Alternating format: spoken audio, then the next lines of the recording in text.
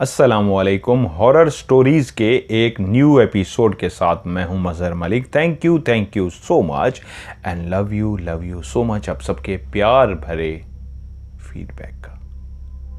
मैंने आपसे वादा किया था मैं आप लोगों के लिए 5 स्टोरीज़ हफ्ते में रिकॉर्ड किया करूंगा, लेकिन इतना ज़्यादा फीडबैक आ रहा है आप लोगों का कि हमें रोज़ाना की बुनियाद पे एक कहानी सुननी है, क्योंकि आप लोग सिर्फ स्टोरी नहीं सुनते, उस लम्हे आप उस कहानी के साथ ऐसे जुड़ जाते हैं कि वो लम्हे ऐसे महसूस होते हैं कि आप उस कहानी में मौजूद हैं। तो अपनी दुख, मुसीबत, परेशानी, गम, बीमारी, सब चीज़ों को एक साइड पे रख के आप उतने टाइम को बहुत ज़्यादा इंजॉय करते हैं। तो उस बात को सामने रखते हुए मैंने आपसे वादा किया था कि इंशाल्लाह मैं जो 3 कर रहा हूँ इससे मैं 5 करूँगा। अभी मैं 4 आपको स्टोरी सुना रहा हूँ, लेकिन कुछ इस तरह का सिलसिला मैं आप लोगों के लिए बनाने जा रहा हूँ जल्द ही, फ़ौरन इंशाल्लाह, कि आप हो सकता है हफ्ते में 5 भी नहीं 6 स्टोरी सुने, या हो सकता है 7, एक हफ्ते में 7 स्टोरीज, यानी रोज़ाना की बुनियाद पे एक नई कहानी आप लोगों को सुनने को मिले।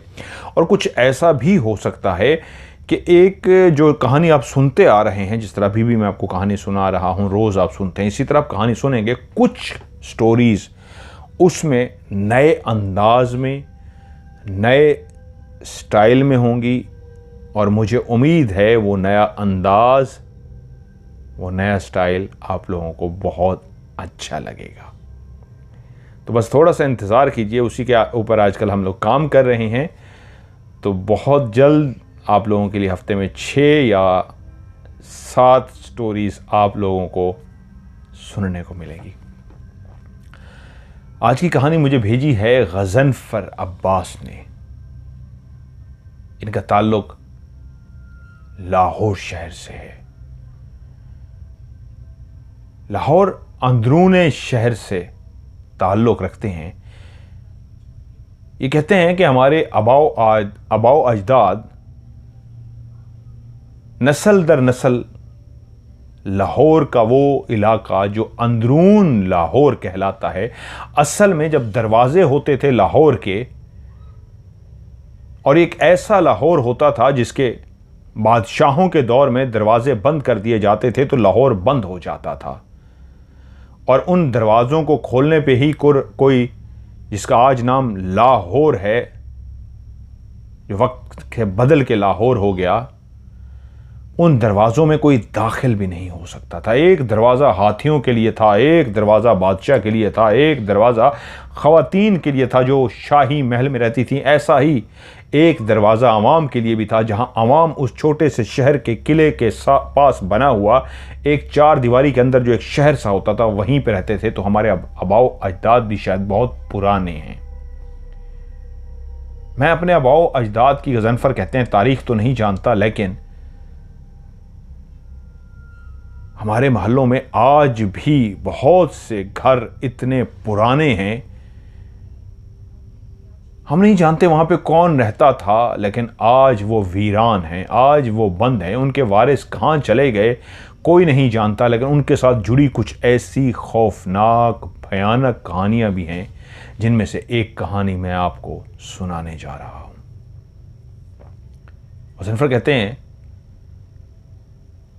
मैं उस वक्त बहुत छोटा था जिस वक्त ये वाक़या पेश आया था। आज मैं खुद एक ऐसी उम्र में पहुंच चुका हूं जहां पे इंसान को बूढ़ा शख्स कहा जाता है। जब इंसान 65 साल से ऊपर चला जाता है तो वो एक बूढ़ा शख्स कहलाता है। उस वक्त मेरी उम्र छोटी थी। मेरे भाई और उनके दोस्त जिनके साथ ये सच्चा वाक़या पेश आया था, और हमारे मोहल्ले का आज भी एक मशहूर व मारूफ वाक़या है। नाम इतना काफ़ी है, अंदरून शहर बता दीजिए, क्योंकि मैं नहीं चाहता उनके वालिदैन में से, भाइयों में से, रिश्तेदारों में से फिर से कोई इस किस्से को सुने, इस कहानी को सुने और वो रंजीदा हो जाए, उनका दुख, उनका गम फिर से हरा हो जाए।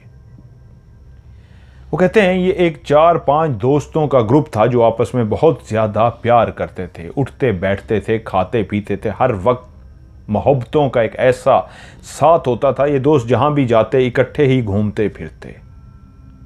मदर साहब, जैसे आप कहते हैं मोहब्बतों भरा दौर था, वैसा ही ये मोहब्बतों भरा, सच्ची मोहब्बतों का दौर था। और इन दोस्तों में बहादुरी भी बहुत थी, दोस्ती भी बहुत थी। वहीं उसी गली में एक मकान मौजूद था, एक ऐसा मकान जो 3 मंजिला था, जिसके बाहर दरवाजे को देख के लगता था कभी इस दरवाजे के अंदर कोई घर के मकीन रहते थे, लेकिन अब उसकी खिड़कियां, उसके दरवाजे, उसकी दीवारें, वो 3 मंजिलें इस बात का सबूत थी कि कई साल हो चुके ये घर बंद पड़ा हुआ है।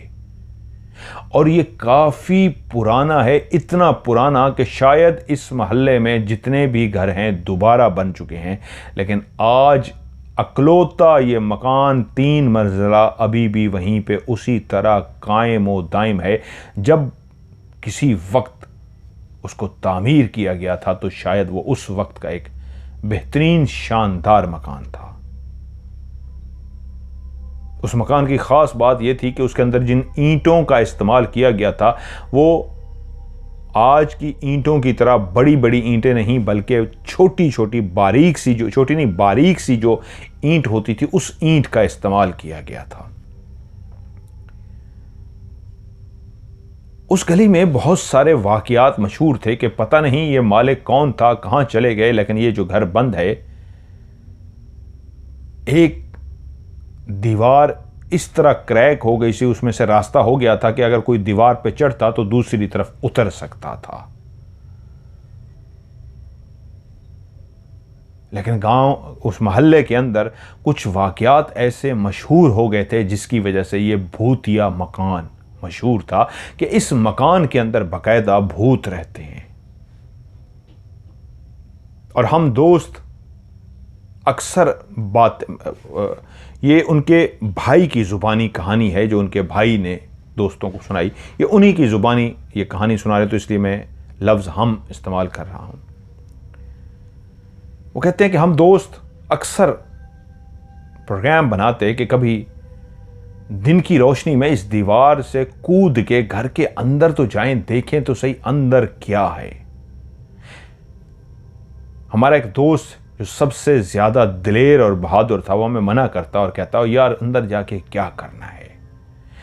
हम उसे कहते शायद यार तू तो सबसे ज्यादा बहादुर है, दिलेर है, तू क्यों इस तरह की बातें करता है, अंदर चलें तो सही, देखें तो सही अंदर कैसा है ये मकान। आज तक कोई इसके अंदर गया नहीं, आते जाते किसी को देखा नहीं, कब से बंद पड़ा हुआ है।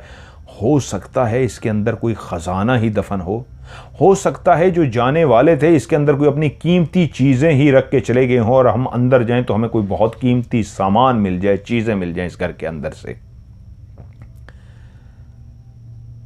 शाहिद हंस देता और कहता यार तुम लोगों की खाम ख्याली, ऐसा कुछ भी नहीं है, छोड़ो यार। लेकिन ऐसे जिद करते करते एक दिन आखिर हम दोस्तों ने शाहिद को भी कायल कर ही लिया कि हम सुबह दिन की रोशनी में इस घर के अंदर दाखिल होंगे। हमने रात का प्रोग्राम बनाया कि सुबह 12-1 बजे करीब हम सारे दोस्त इकट्ठे होंगे और इस घर के अंदर दाखिल होंगे। और जब सुबह 12-1 बज गए, हम सारे दोस्त इकट्ठे हुए तो शाहिद का पता किया, शाहिद नहीं था। उसके घर से जाके पता किया तो उसको इमरजेंसी में किसी काम से जाना पड़ गया था, उसको वालिद ने कहीं काम पे भेज दिया था। हम दोस्तों ने प्रोग्राम बनाया, क्या ख्याल है यार, अब शाहिद तो नहीं है, वो हम में सबसे ज़्यादा दिलेर था, अंदर चलना है या शाहिद का इंतज़ार करें। हमें पता था शाहिद शाम तक वापस नहीं आएगा, तो एक दोस्त बोला कि यार चलते हैं, अगर अंदर ना गए तो शायद हमारा मजाक उड़ाएगा कि कैसे डरपोक को यार, रात प्रोग्राम बना था, अगर मैं इमरजेंसी में चला गया, नहीं आ सका, तुम तो जा सकते थे, तुम गए ही नहीं, डर गए। तो हमने कहा चलो यार इतने दोस्त तो हैं, चलते हैं अंदर। गली सुनसान पड़ी थी, 1 बजे गर्मी ही इतनी होती थी, हर कोई अपने अपने घरों में था। हम दोस्त उसी गली में खड़े हो गए और फिर हमने फैसला किया कि अब उस दीवार को, जहां से वो थोड़ी सी टूटी हुई थी, वहां से ऊपर चढ़ते हैं और नीचे कूद के घर के अंदर दाखिल हो जाते हैं। उस घर को हम असल में देखना चाह रहे थे, 3 मंजिला उस मकान को, जिसको ऊपर गर्दन करके हम देखते थे तो एक पोर्शन बना था, उसके ऊपर एक और पोर्शन बना हुआ था और उसके ऊपर तीसरा भी पोर्शन बना हुआ था। कितना बड़ा था, कितना पीछे था, कोई भी नहीं जानता था।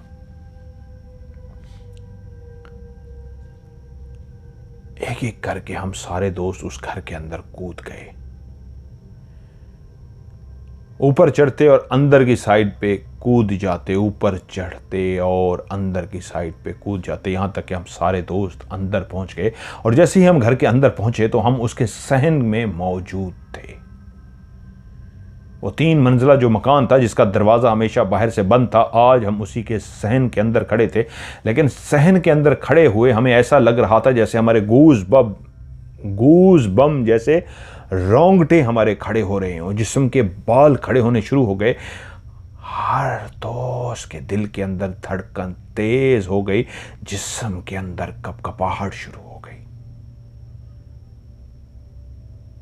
अभी तक किसी ने कुछ देखा नहीं था, कुछ महसूस नहीं किया था, फिर भी उस घर की ऐसी हैबत थी, ऐसी वहशत थी, ऐसी दहशत थी, खौफनाकी थी कि सबके दिलों की धड़कन तेज थी। एक दूसरे के चेहरे की तरफ देख रहे थे, दूसरे के चेहरे पे खौफ को इसलिए नहीं महसूस कर पा रहे थे कि अपने खौफ को हर कोई छुपाने में लगा हुआ था।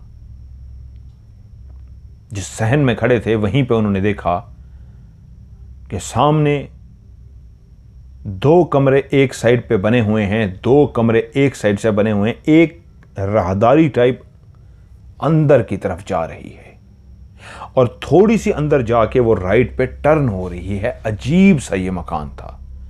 सहन के सामने ही 2 कमरे लेफ्ट पे, 2 कमरे राइट पे थे और बीच में से एक गली टाइप सी थोड़ी सी जा रही थी, कॉरिडोर टाइप, राहदारी टाइप, जो बंद था ऊपर से, क्योंकि ऊपर बिल्डिंग थी और आगे जाके वो राइट को मुड़ रही थी।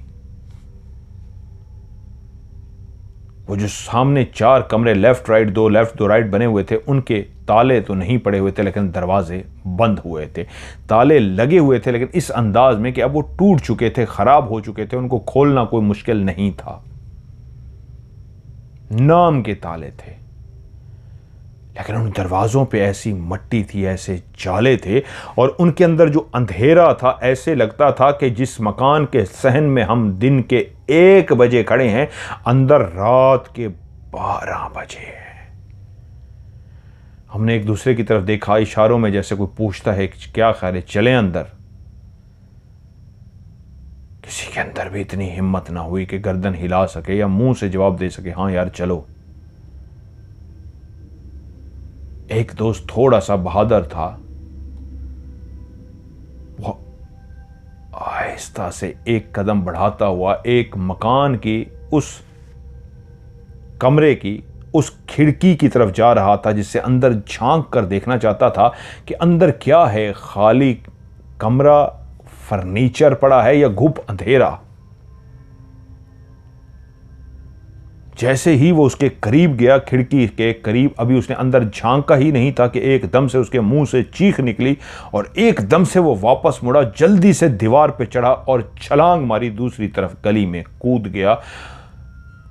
उसके मुंह से चीख क्या निकली कि वो वापस दौड़ा और जितनी तेजी से वो मकान से निकल गया था, उसके पीछे बाकी दोस्त भी जो पहले से खौफजदा खड़े हुए थे, जल्दी से भागे उसके पीछे पीछे कूदते हुए, वो भी गली में कूद गए। और उसके बाद सब भागना शुरू हो गए। भागते भागते उस मकान से काफ़ी दूर चले गए, एक जगह पे जमा हुए। सांस चढ़ा हुआ था, सबके चेहरों पे खौफ था और वो दोस्त सबसे ज़्यादा खौफजदा था जिसने सबसे पहले चीख मारी थी और दौड़ा था। जब सांस बहाल हुआ तो उससे पूछा क्या देखा, तो बोला यार पता नहीं, मुझे ऐसा लगा कि 2 अंदर आंखें थी, उन्होंने मुझे देखा है। किस तरह की आंखें थी? बोला यार बड़ी बड़ी आंखें नहीं होती, ऐसी बड़ी बड़ी आंखें थी, मुझे देख रही थी, मुझे ऐसे लगा किसने आंखें झपकी हैं, आंखें थी, उन आंखों को किसने झपका है, तभी मुझे कुछ समझ नहीं आया, मेरी चीख निकल गई और मैं डर गया। तो एक दोस्त बोला यार ये तो वैसे ही डरपोक है, ये खुद भी डर गया, हमारा भी इसने जान निकाल दिया, ऐसे पता नहीं इसने देखा भी है या इसका वहम है, ये भी डर गया, हमारी भी जान निकाल दी है। ओ यार तू सही बता, तूने देखा भी है कि नहीं? कहता यार मुझे नहीं पता, मैं खिड़की के करीब ही पहुंचा था कि अंदर झांक सकूं, फर्नीचर है, घुप अंधेरा है, कोई सामान रखा है, खाली कमरा है, क्या है अंदर? अभी करीब ही पहुंचा था कि उस खिड़की के अंदर से किसने आंखें से मुझे देखा है, मैंने चेहरा नहीं देखा, सिर्फ आंखें देखी हैं। अच्छा, उसने पूछा कैसी आंखें थी? लाल थी, काली थी, नीली थी, पीली थी? वो बोला सफेद आंखें थी, घुप अंधेरे के अंदर भी वो चमकी थी क्योंकि सफेद थी, तभी तो मैं डरा हूं। तो पीछे खड़ा हुआ दोस्त बोला यार मैं भी तो तेरे पीछे खड़ा था, मैंने तो कुछ नहीं देखा। उसने कहा यार तूने नहीं देखा, इसमें मेरा क्या कसूर है, मैंने देखा है। अब वो इसी तरह की बातें करते रहे, यहां तक कि शाम को शाहिद भी आ गया और उनसे बात हुई। हाँ गए थे आज तुम लोग? वो बोले हाँ यार गए थे, इसने डरा दिया। क्या हुआ?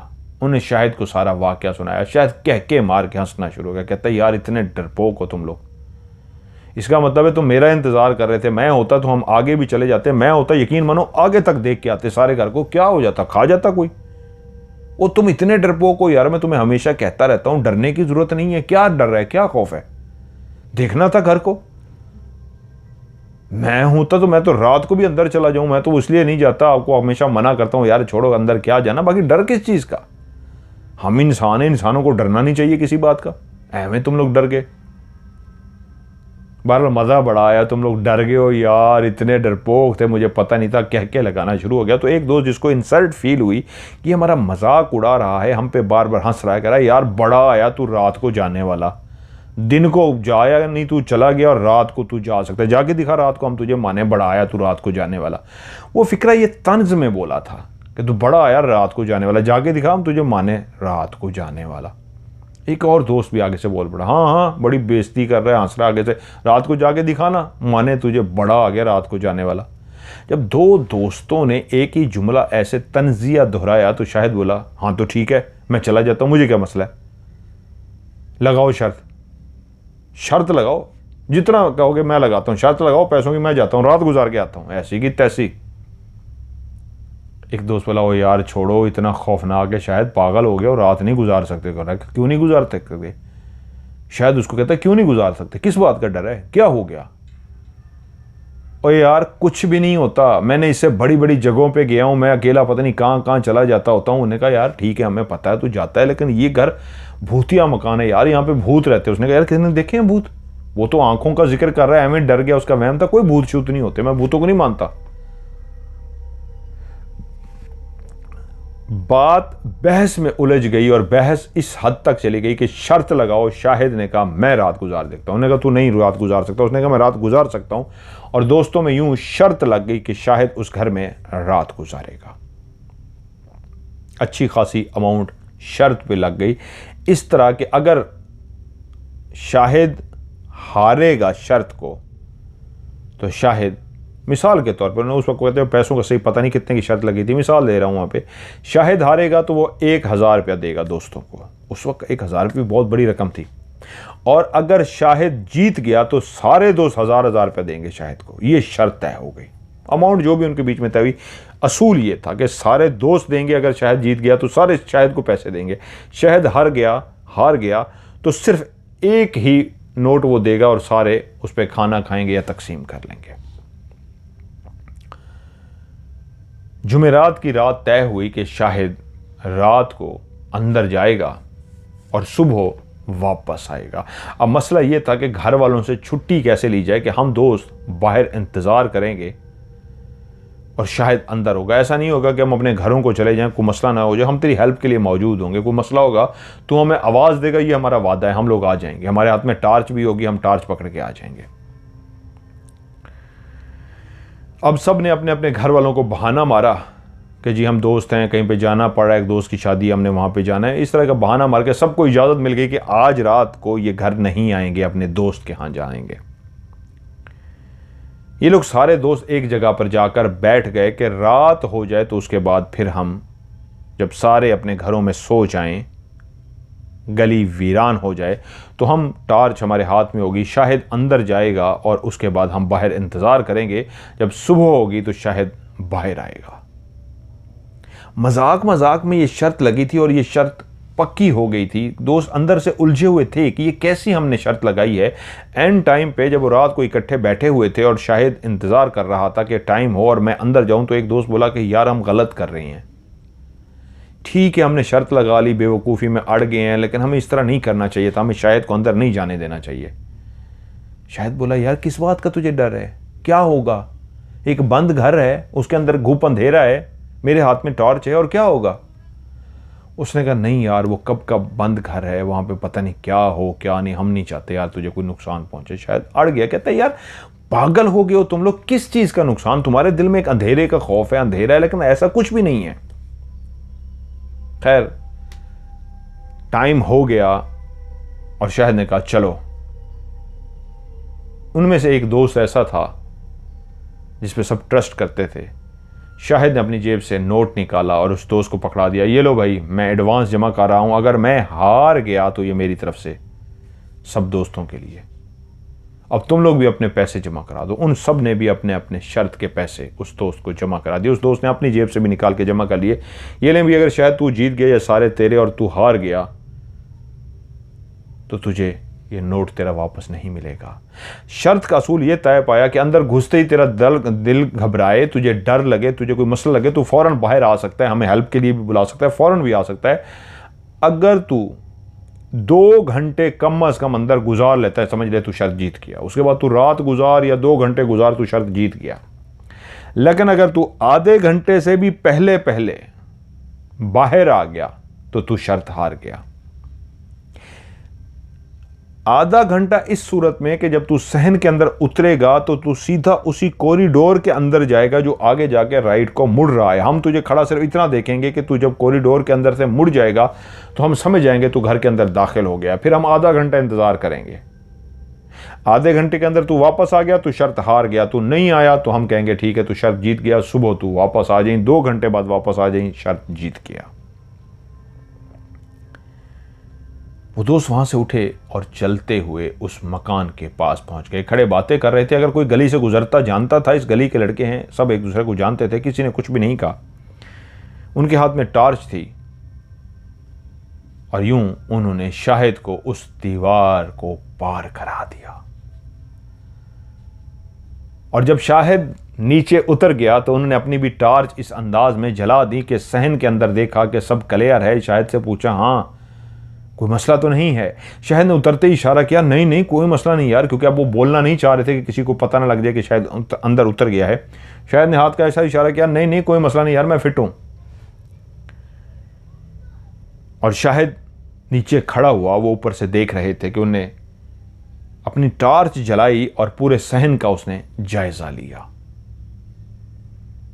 उन्होंने बाहर खड़े हुए अपनी आंखों से देखा कि शाहिद वाकई बहादुर था। चलता हुआ एक रूम की खिड़की के पास गया, वही खिड़की जिसको दिन की रोशनी में दोस्त देख के डर गया था और चीख मार के भागता हुआ बाहर निकल गया था। वो उसी खिड़की के पास गया। वो दूर से देख रहे थे कि उसने टॉर्च जलाई हुई थी और उस खिड़की के अंदर उसने रोशनी मारी।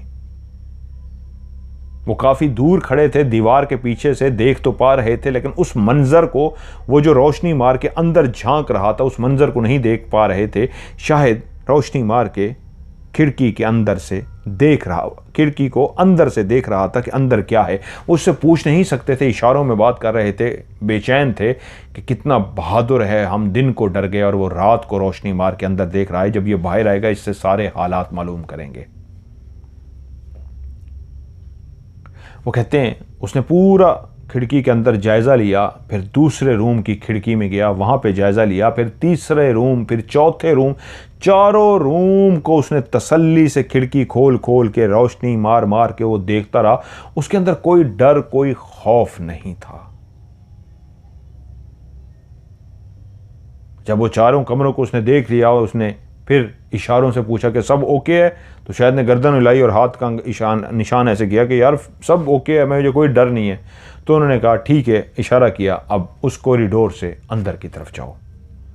और शाहिद बिल्कुल हौसले से, कॉन्फिडेंस के साथ, बहादुरी के साथ चलता हुआ उस कॉरिडोर के अंदर जाना शुरू हो गया।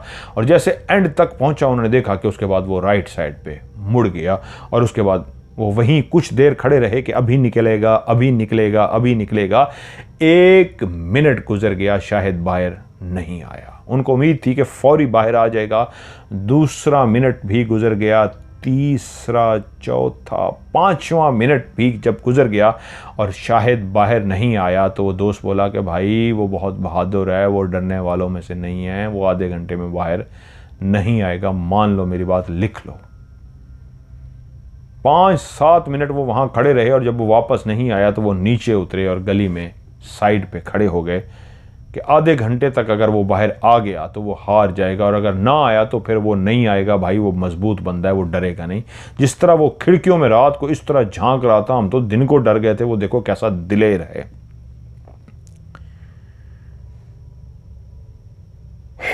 एक मिनट बहुत आराम से गुजर रहा था। ऐसे लगता था 1 मिनट इतना लंबा हो गया है, घड़ी की सुई की टिक टिक टिक ऐसे लगती थी। आज क्यों इतनी घड़ी आहिस्ता चल रही है? क्योंकि दोस्त अंदर था, उस भूत बंगले के अंदर था।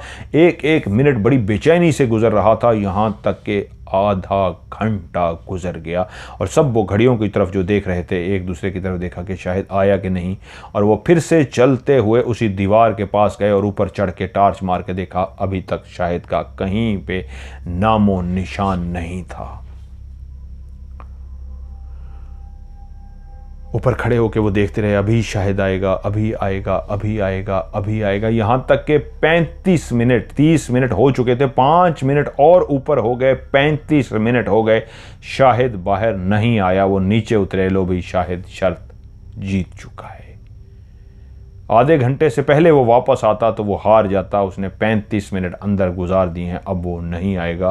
वो 2 घंटे बाद ही आएगा, हो सकता है वो सुबह आए, क्योंकि शायद उनको कह गया था, ओ भाई हो सकता है मैं सो जाऊं वहां पे, मुझे कोई मसला नहीं है, मैं आराम से सोऊंगा, तुम लोग बाहर डिस्टर्ब होना, सुबह मैं उठूंगा, अंगड़ाइयाँ लेता हूँ, तुम्हारे पास आ जाऊंगा, जीते हुए पैसों से नाश्ता करूंगा, तुम्हें भी नाश्ता कराऊंगा।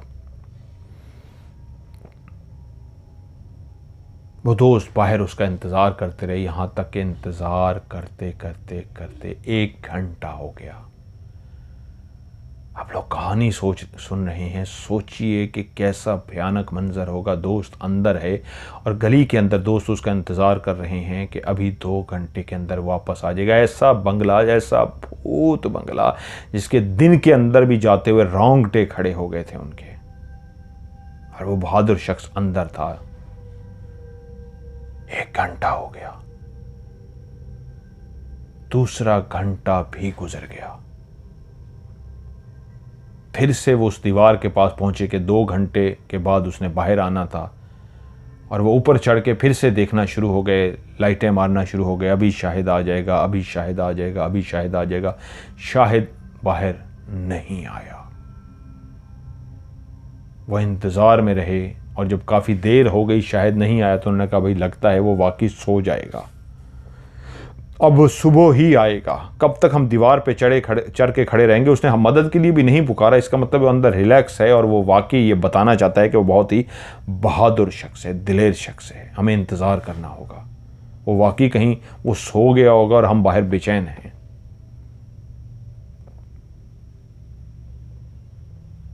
उन दोस्तों ने वहीं पे रात गुजार दी, शाहिद का इंतज़ार करते करते।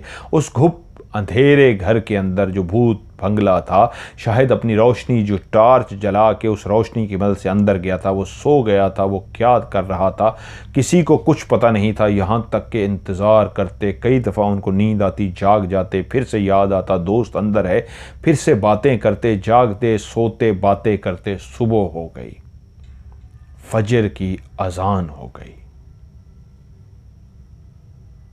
वो दीवार के करीब पहुंच गए, दीवार के ऊपर चढ़े कि अब तो बाहर आ जाए, फजर की अजान हो गई है, अभी शाहिद आता होगा। और खड़े रहे, शाहिद नहीं आया। कुछ देर और इंतज़ार किया और जब शाहिद नहीं आया तो उन्होंने आवाज़ें मारना शुरू की, शाहिद यार बाहर आ जा, बस कर दे, उठ जा, तू सो गया है तो उठ जा, शाहिद बाहर आ जा। काफ़ी आवाज़ें मारी, शाहिद बाहर नहीं आया। वो फिर से इंतज़ार करना शुरू हो गए, अभी आ जाएगा, अभी आ जाएगा। यहाँ तक कि आहिस्ता आहिस्ता उजाला, सुबह का उजाला फैलने लगा। शाहिद अभी भी बाहर नहीं आया था। अब वो एक दूसरे की तरफ देख रहे थे और परेशान हो रहे थे, यार अब तो उसको आ जाना चाहिए, सुबह की रोशनी फैल गई है। यहां तक कि रोशनी फैलती फैलती हर तरफ सुबह हो गई, हर तरफ रात का घुप अंधेरा चला गया और दिन का उजाला, सुबह रोशनी, वो सूरज की किरणें हर तरफ रोशनी फैला चुकी। गर्मियों में वैसे भी बहुत जल्दी सुबह हो जाती है, सर्दियों में सुबह लेट होती है। अब भरपूर सुबह हो चुकी थी। मोहल्ले में लोग उठना शुरू हो गए थे। वैसे ही नमाज के लिए लोग आते जाते मिले थे, सलाम किया था उन्होंने, लेकिन अब तो बाकायदा हलचल शुरू हो गई थी। लोग नाश्ते वगैरह के लिए उठना शुरू हो गए थे और वो इंतज़ार में थे। शाहिद अभी तक बाहर नहीं आया था और फिर से वो आवाज़ें देना शुरू हो गए, लेकिन अंदर से जब कोई जवाब ना आया तो अब परेशानी लायक होना शुरू हो गई थी कि यार अब तो शाहिद को आ जाना चाहिए था। अब तो काफ़ी ज़्यादा उजाला हो गया है, हमने जितनी उसको आवाज़ें दे डाली हैं उसको बाहर आना चाहिए। काफ़ी आवाज़ें देने पर भी जब वो नहीं आया तो परेशानी और ज़्यादा लाख हो गई। तो वहीं पे ही गली के एक बुज़ुर्ग थे, वो वहाँ से गुज़रे और देखा वो दीवार पे चढ़ के शाहिद शाहिद की आवाज़ें लगा रहे हैं। तो वो रुक से गए और बोले, क्या हुआ है, किसको आवाज़ें दे रहे हो? तो एकदम उन बुज़ुर्ग को देख के वो अजीब से हो गए और बोले, वो हमारा दोस्त अंदर है।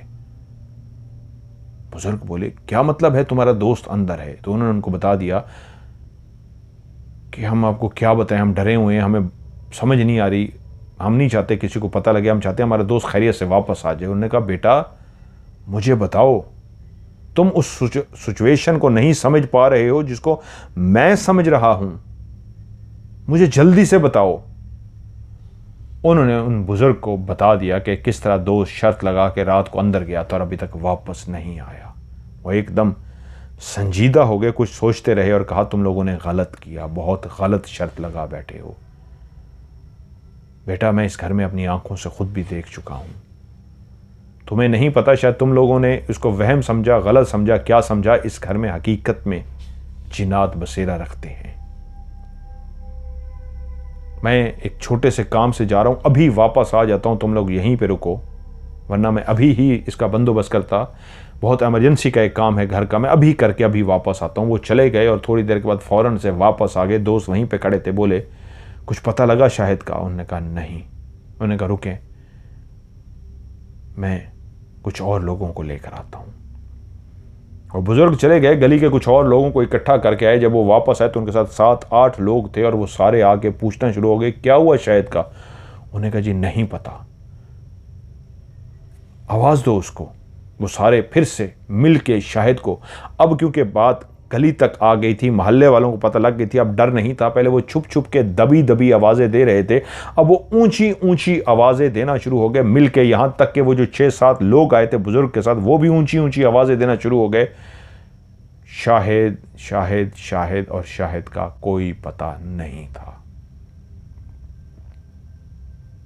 अब सबको परेशानी लाहक हो गई थी कि शाहिद अगर अंदर गया है तो ये गलत हुआ है। वहीं पे किसी ने कहा, गली के वो जो फलां हैं मुअज्जिज़, उनको बुलाया जाए, उनकी निगरानी में कुछ लोग जो नौजवान हों अंदर दाखिल हों और अंदर जाकर शाहिद का पता लगाएं। गली के एक साहब थे जो मुअज्जिज़ थे, सब उनकी बहुत ज़्यादा इज्जत करते थे, उनको बुलाया गया, वो भी पहुँच गए, सारा माजरा उनको सुना दिया गया और उन्होंने कहा जितनी जल्दी हो सके 4-5 नौजवान जो घबराते नहीं हैं, वैसे भी सूरज की रोशनी है, वो अंदर दाखिल हों, बाकी लोग सहन में खड़े हो जाएं और जो 4-5 हैं वो अंदर वो जो कॉरिडोर सा बना हुआ है जिसको ये बता रहे हैं वहां पे जाके देखें। काफ़ी गली के लोग, मोहल्ले के लोग अंदर सहन में पहुंच गए। ये दोस्त भी अंदर सहन में पहुंच गए जहां कल वो डर के भागे थे, और 4-5 जो नौजवान थे वो उसी कॉरिडोर के अंदर दाखिल हो गए। कॉरिडोर के अंदर वो जैसे ही दाखिल हुए तो राइट साइड को वो जैसे ही मुड़े तो उनके सामने एक बहुत बड़ा हॉल था, जालों से भरा हुआ हॉल। उस हॉल के अंदर वो जैसे ही दाखिल हुए, उसके बिल्कुल एंड के अंदर एक कमरे का दरवाज़ा था, वो कमरे का था, किस चीज़ का वो नहीं जानते थे। टार्चें उनके हाथ में थी क्योंकि अंदर अभी भी घुप अंधेरा था, रोशनी उन्होंने टार्च से जलाई हुई थी। और जब उस तरफ, उस सामने कोने की तरफ उन्होंने टार्च मारी तो बिल्कुल दरवाजे के पास उनको शायद दरवाजे से टेक लगा के बैठा हुआ नजर आ गया। वो सारे भागे शहद की तरफ, वो दरवाजे से उसने टेक लगाई हुई थी और बैठा हुआ था। उसने अपना सर अपने घुटनों में दिया हुआ था। शाहिद, शाहिद, शाहिद उसको पुकारते हुए उसकी तरफ भागे। अल्हम्दुलिल्लाह वो जिंदा सही सलामत था। वो फौरन उसके पास पहुंचे और उसको जैसे झंझोड़ा तो वो जो घुटनों में सर दे के बैठा था, उसने सर ऊपर उठाया और सबको इस तरह देखा जैसे पहचानने की कोशिश कर रहा हो, कौन हो तुम लोग। वो उसको मुखातिब कर रहे थे, शाहिद, शाहिद उठो उठो, लेकिन वो इस अंदाज में देख रहा था जैसे वो कुछ भी नहीं जानता हो। उसकी आंखें वीरान सी थी, उन आंखों में किसी एक की पहचान भी नहीं थी। वो किसी को नहीं जानता था। उसको ज़बरदस्ती वो पकड़ कर उठा कर लाए। वो मुश्किलों से चल पा रहा था। ऐसा था जैसे उसका दिमाग ख़त्म है, वो कुछ नहीं जानता। एक मुर्दा लाश है जिसका सांस तो चल रहा है, दिल की धड़कन भी चल रही है, लेकिन वो एक मुर्दा सा इंसान है। उसको लेकर आए। लेकिन दोस्तों को खुशी ये हुई कि दोस्त जिंदा था। जो दिल के में 100 खदशात पैदा हो गए थे, ऐसा कुछ भी नहीं हुआ था, अल्हम्दुलिल्लाह। उसको बड़ी मुश्किलों से दीवार टाप के उसको बाहर लेके आए। लेकिन एक बात सारे गली वालों को पता लग चुकी थी, शाहिद अपने आपे में नहीं था, अपने होश में नहीं था। वो कुछ नहीं बोल पा रहा था। उसको लेके वो उसके घर पहुंचे, उसको चारपाई पे लिटाया गया। सब उससे बात कर रहे थे, लेकिन शायद कोई भी बात नहीं कर रहा था। उसकी आंखें खुली हुई थी और जैसे ही उसको डाल दिया गया वैसे बेहिस्सा होके वो पड़ सा गया।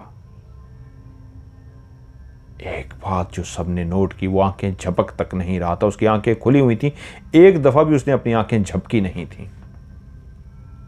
उसका हाथ, उसके बाजू जहां पे वो डाल देते थे वो पड़े रहते थे, वो हरकत तक नहीं कर रहा था। किसी अल्लाह वाले को बुलाओ, किसी बुजुर्ग को बुलाओ, कारी साहब को बुलाओ, फलां को बुलाओ। मुख्तलिफ लोग आवाजें दे रहे थे, घर वाले भी शदीद परेशान थे। फौरन किसी को बुलाओ, क्योंकि सब जानते थे कि इस घर से, बुजुर्ग ने बता दिया था, जिस भूतिया घर से इसको लेके आए हो, ये डॉक्टर की नहीं, किसी अल्लाह वाले की ज़रूरत है, किसी बुजुर्ग की ज़रूरत है जो इस पे पढ़ाई कर सके। और यूं 2-3 लोग भागे, कोई कारी साहब को बुलाने, कोई बुजुर्ग को बुलाने। और उसी गली में एक हाजी साहब रहा करते थे, सब उनको हाजी साहब कहते थे। हाजी साहब के पास पहुंचे। हाजी साहब बहुत ही नेक, हमदर्द और अल्लाह वाले लोग थे, अपने काम से काम रखते। कोई भी उनके पास चला जाता तो अक्सर पढ़ते, उस पर फूंक मारते, सर पे हाथ रखते, उसको दम कर दिया करते थे। वो लोग हाजी साहब के पास पहुंचे, उनको सारा वाक़या सुनाया तो हाजी साहब चलते हुए वहीं आ गए। लोग जानते थे कि हाजी साहब तहज्जुद गुजार हैं, इबादत गुजार हैं, अल्लाह के इंतहाई नेक बुजुर्ग हैं। हाजी साहब को जब वो लेके आए और हाजी साहब जब शाहिद के पास पहुंचे, शाहिद को जैसे ही देखा तो एकदम से वो रुक से गए और कहा, सब पीछे हट जाओ, सब पीछे हट जाओ। वो सब पीछे हट गए तो उन्होंने आंखें बंद की और पढ़ना शुरू किया। वो पढ़ते गए और उसके बाद जैसे आंखें खोली और कहा, सब के सब चले जाओ यहां से, सब के सब चले जाओ, मैं तुम्हें हुक्म देता हूं, अभी यहां से चले जाओ। वो सारे परेशान हो गए कि हाजी साहब ये किस तरह की बात कर रहे हैं। तो वो बुजुर्ग बोला, हाजी साहब क्या हुआ है? तो उन्होंने इशारा किया, चुप, बोलना नहीं, आप लोग पीछे हट जाएं। जब उन्होंने कहा ना आप लोग पीछे हट जाएं, तो वो सारे और पीछे हट गए। अब सिर्फ वो चारपाई थी, उस पर शहद था और सारे काफी पीछे हो गए। तो फिर से उन्होंने वो फिक्रा दोहराया, तुम लोग जो इतने यहां पे इर्द गिर्द खड़े हो चारपाई के, चले जाओ, अभी इसी चारपाई को छोड़ दो। तब लोगों को समझ आया वो हमसे मुखातिब नहीं थे। इसका मतलब है कोई और भी ना नजर आने वाली नादीदा ताकतें यहां पे मौजूद हैं जो इस वक्त चारपाई के करीब हैं। फिर उन्होंने आंखें बंद की और पढ़ते रहे। उसके बाद उन्होंने कहा, पानी का जग लेके आए। पानी का जग लेके आए और उसके बाद उन्होंने उस चारपाई के इर्द गिर्द घूमना शुरू कर दिया और छिड़काव करते शायद के ऊपर, और इर्द गिर्द उस चारपाई के इर्द गिर्द एक दायरा सा बनाते, पानी डालते जाते, दायरा सा बनाते, पानी डालते जाते। और काफ़ी देर इस तरह पढ़ने के बाद, छींटे मारने के बाद बोले, अब वो कम से कम यहाँ पे मौजूद नहीं हैं जो आप लोगों के होते हुए यहाँ पे मौजूद थे। पूरा एक कबीला समझ लीजिए जिन्नात का यहाँ पे मौजूद था, इसके इर्द गिर्द खड़ा था। अब वो लोग जा चुके हैं। फिलहाल तो उनको भेजना मकसद था। ये बच्चा बहुत बुरी हालत में है, इसको इस हालत से निकालना होगा। मुझे आज रात का आप लोगों को टाइम देना होगा। आज रात को बैठ के मुझे पढ़ना पड़ेगा। इतना आसान काम नहीं है। इसकी जान भी जा सकती है। इस बच्चे की जान बहुत खतरे में है। अभी मैंने दायरा कड़ा लगा दिया है, अभी वो इसके पास नहीं आ सकते। आज रात में अमल कर लूं, इंशाल्लाह कल मैं बच्चे पे पढ़ाई करूंगा और हालात जानने की कोशिश करूंगा इसके साथ क्या हुआ है। घर वाले बोले क्या हम इसके पास जा सकते हैं? सब उन्होंने कहा हाँ, आप लोग सबको इजाज़त है, इसके पास जा सकते हैं, लेकिन वो जिन्नात का मैंने दायरा कड़ा लगा दिया है, वो इसके पास नहीं आ सकते। उन्हें कहा ये कुछ खाए पिएगा नहीं, बात नहीं करेगा, ये ऐसे ही रहेगा। वो सारा दिन शायद ऐसी ही हालत में रहा, कोई बात नहीं की, वैसा ही बिल्कुल एक जगह पे ऐसा रहा। उसकी आंखें बंद करते वो आंखें फिर से खोल देता।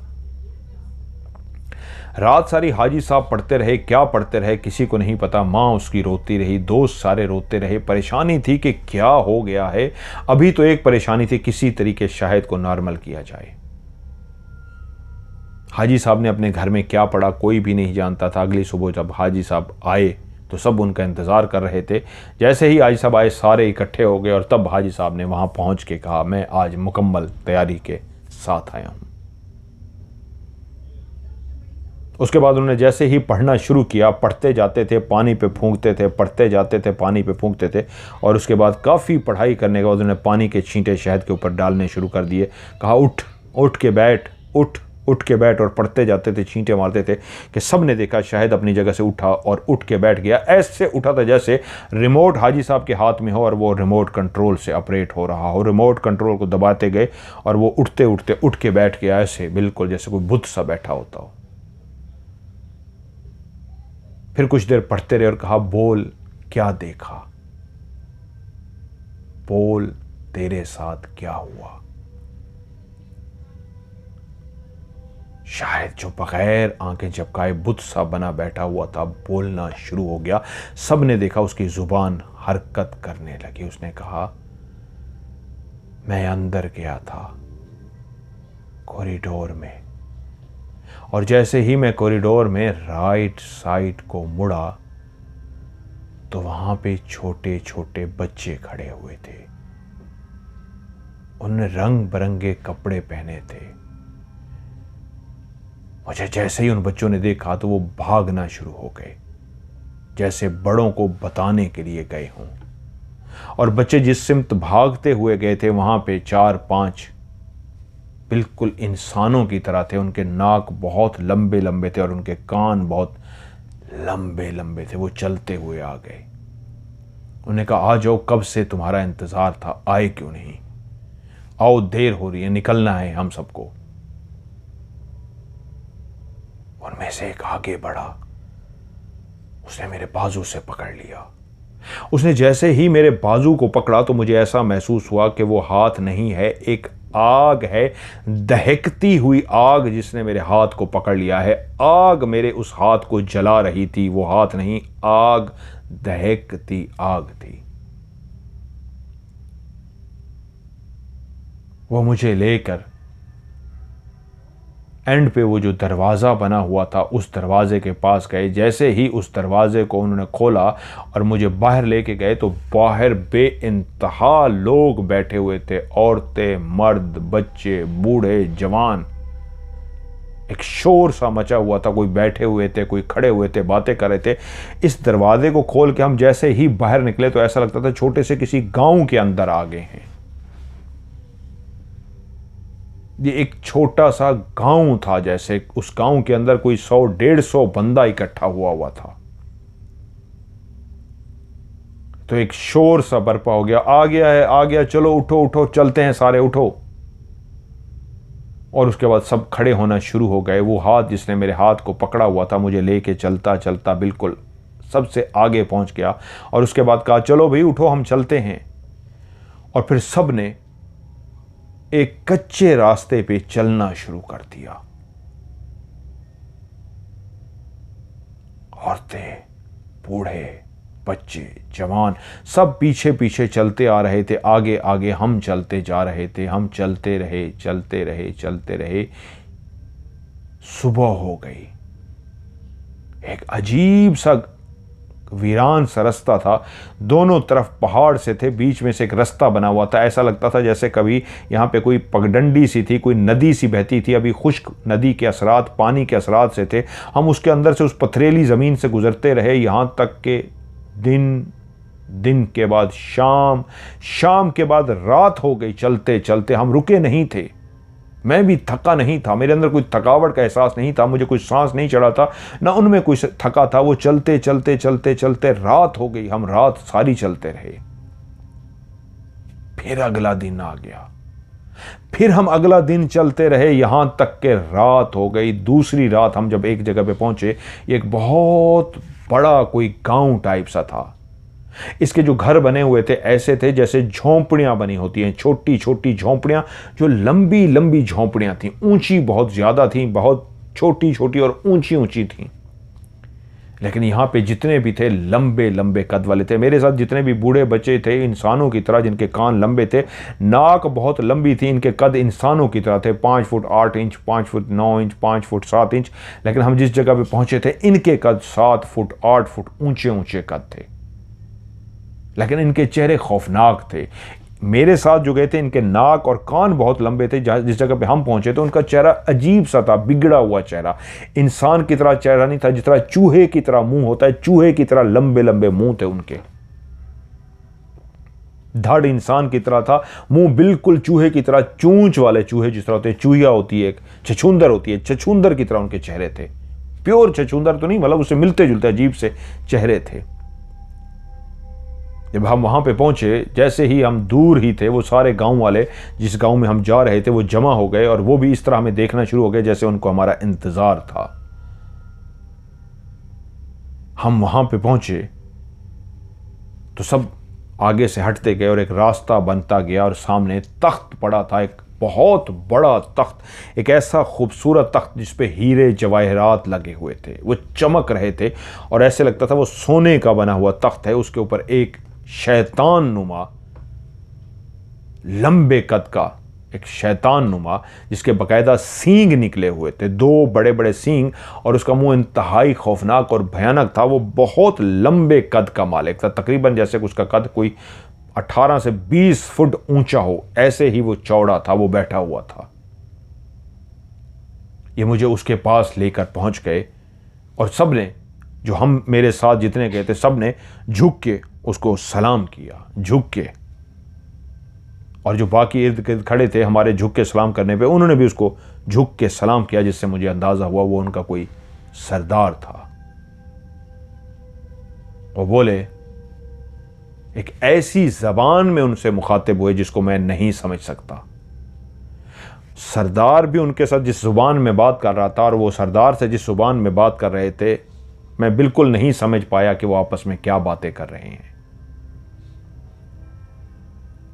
वो बातें करते रहे, तभी सरदार, उसका लहजा बताता था कि वो गुस्सा खाता जा रहा था, वो उसको गुस्सा आता जा रहा था, यहां तक कि वो गुस्से में खड़ा हो गया और उसने हाथ का ऐसे इशारा भी किया जैसे कह रहा, जाओ वापस जाओ।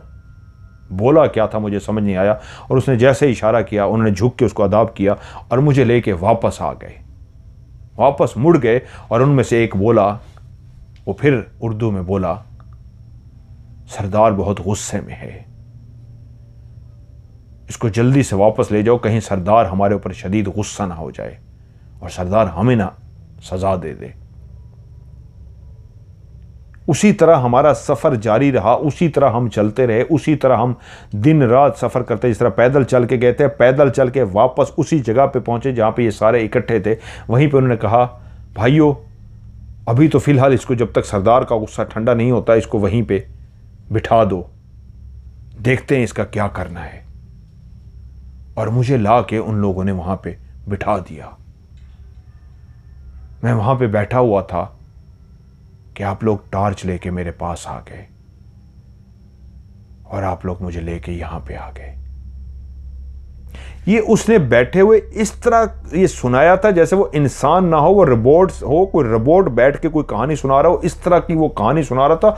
और सबके मुंह खुले हुए थे कि एक रात वो वहां पे रहा था और कहानी वो सुना रहा था, कई रातें कई दिन वो गुजार के आया था और सरदार को देख के आया था। और वो पढ़ते रहे। हाजी साहब पढ़ने के बाद फिर से उन्होंने उसके ऊपर फूंक मारी और उसे कहा लेट जा। और वो आहिस्ता आहिस्ता लेट गया और उसने अपनी आंखें बंद कर ली। थोड़ी देर के बाद हाजी साहब ने जब पढ़ लिया तो बोले, ये जिन्नात के खौफनाक कबीले के पास चला गया था, इसकी जिंदगी खुदा ने रखी थी, ये बच गया। वो बहुत खौफनाक जिन्नात हैं। जब लोग आप इसको लेके आ रहे थे, सारे जमा थे और इसको लेके आ रहे थे, वो इसके पीछे पीछे आ गए थे इसको वापस लेके आने के लिए। और जब मैं आया हूं तो वो इर्द गिर्द सारे मौजूद थे, तभी मैंने दायरा खड़ा करके उनको रोका है, वरना वो इसको ले जाते या इसको यहीं पे मार जाते। मैं इतना बता सकता हूं, यहां के अंदर एक बहुत बड़ा खौफनाक कबीला है। मैंने अपनी रूहानियत से इतना कर दिया है कि ये ठीक हो गया है और अभी इसको कुछ नहीं होगा, लेकिन बहुत सारे सवाल जो आप लोग मुझसे पूछना चाहेंगे, मैं अगर आपको जवाब दूंगा उनका राज फाश होगा जो वहां पे रहते हैं, तो आप सबको नुकसान पहुंचाएंगे। इसलिए मैं आपको कहूंगा इस पर सवाल ना कीजिएगा। बस जितना इसने बता दिया उतना आप लोगों के लिए काफ़ी है। जितना आप और पूछेंगे और ये जवाब देगा, आप लोग नुकसान उठाएंगे। मैं आपको वार्निंग दे रहा हूँ, बस इससे ज़्यादा कोई सवाल ना करे। फिर वो पढ़ते रहे। थोड़ी देर के बाद शाहिद के करीब गए, उसको जगाया और कहा पानी लाओ। शाहिद ने आंखें खोली, अपनी आंखें झपकी और इस अंदाज में आंखें झपकी जैसे वो चौंका हो कि मैं कहाँ लेटा हूँ, लेकिन उसकी जिस्म के अंदर बिल्कुल हिम्मत नहीं थी। कहा लेटे रहो। पानी मंगवाया, दूध लेके आओ, पानी लेके आओ। उसको दूध पिलाया, पानी पिलाया, उसको होश में लेके आया। कहा इसको दबाओ ज़रा। अब वो नॉर्मल हो चुका था, होश में आ चुका था। सब उससे पूछना शुरू हो गए, शाहिद ठीक हो? कह रहा हाँ मैं ठीक हूं, क्या हुआ था मुझे? शाहिद को कुछ भी याद नहीं था कि उसने क्या बताया है, उसके साथ क्या हुआ है, क्या हुआ था मुझे, मैं कहाँ लेटा था। वो सारे उसको कह रहे थे कुछ नहीं सब ठीक है, तुम ऐसे तुम्हें चक्कर से आए थे, बेहोश हो गए थे। शायद ठीक हो गया, लेकिन ऐसा ठीक हुआ कि वो कहते हैं उसके बाद वो बोलता नहीं था, चुप रहता था। उसने दोस्तों से भी मिलना छोड़ दिया था, वो खामोश रहता था। ऐसा खामोश हो गया था कि वो अपने घर में भी चुप करके पड़ा रहता, कोई काम काज नहीं करता था, दोस्तों से नहीं मिलता था। इस वाकये के तकरीबन वो कहते हैं 8 महीने या 10 महीने तक वो जिंदा रहा था, ऐसे ही खामोश। एक सुबह वो उठा, आता जाता वो था, लेकिन एक अजीब सा, मिलता था, बात करता था, लेकिन बोलता नहीं था। एक सुबह घर से निकला और पता लगा रोड के हादसा हुआ है, रोड पे एक हादसा हुआ है और उस हादसे में उसकी जान चली गई है। उसका मुर्दा जिस्म तो घर आ गया, लेकिन पता ये लगा था, ऐसा लगता था जैसे बाकायदा उसको उठा के किसी ने गाड़ी के आगे फेंका था। एक शख्स ने जो वहाँ पे मौजूद था, उसने यहाँ तक के बताया था कि मैंने इसको देखा है, ये बाकायदा अपनी जगह से उठा है, जैसे कोई उछलता है, ऐसा लगता था जैसे उसको किसने उठा के फेंका है। ये गाड़ी से बहुत दूर था, लेकिन ऐसे उड़ा है जैसे बाकायदा बंदा उड़ता है, ऐसे उड़ता हुआ ऐसे आके गिरा है और सीधा, गाड़ी तेज थी, उसके आगे गिरा है और उसके बाद इतनी ज़ोर से इसको टक्कर लगी है कि ये फिर बच नहीं सका। शाहिद इस दुनिया से चला गया। उसके दोस्त रोते रहे, जितना अरसा वो जिंदा रहा, उनसे बोलता नहीं था, उनसे मिलता नहीं था। दोस्तों के दिल पे क्या गुजरती होगी आप सोच सकते हैं। उस मोहल्ले के अंदर एक खामोशी सी हो गई थी, उस मोहल्ले के अंदर एक वीरानी सी हो गई थी। उस गली से तो सब गुजरते थे, लेकिन उस गली का खौफ पहले भी था। ये तो दोस्त थे जिन्होंने उस दीवार को फलांग के अंदर जाने की कोशिश की थी, वरना उसका खौफ तो पहले भी था, वो खौफ बरकरार रहा।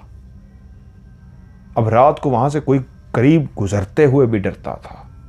फिर भी कई बातें लोगों ने बताई, किसी ने क्या देखा, किसी ने क्या देखा, लेकिन उसके दोस्त बहुत रोते थे अपने दोस्त को याद करके। क्या हुआ उनके दोस्त के साथ?